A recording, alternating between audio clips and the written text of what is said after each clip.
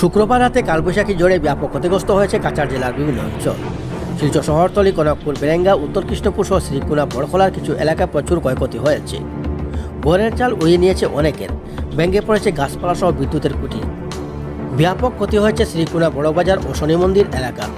শ্রীকুনা বড়বাজারের 4টি ও শনি মন্দির এলাকায় একটি বিদ্যুতের খুঁটি ভেঙে পড়ে।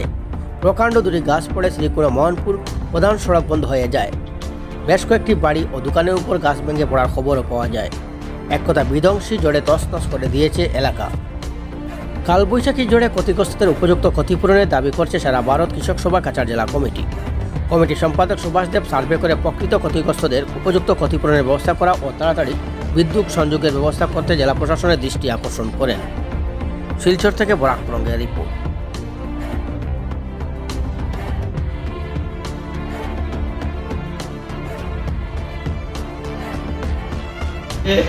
ব্যাপক ঘূর্ণিঝড়ে গোটা কাছাড় জেলার শ্রীকুনা, বড়বাজার এবং শনি মন্দির ব্যাপক ক্ষতিগ্রস্ত হয়েছে।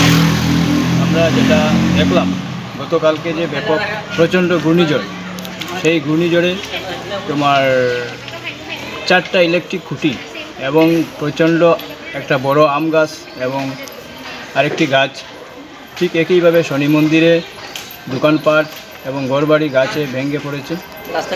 এবং এই প্রচণ্ড ঘূর্ণিঝড়ে গোটা শ্রীকুনা এলাকায় ব্যাপক ক্ষয়ক্ষতি হয়েছে এবং প্রাকৃতিক দুর্যোগের কারণে বৈদ্যুতিক লাইন ব্যাহত হয়েছে এবং এসিবি কর্মকর্তারা তারা কাজ চালিয়ে যাচ্ছে।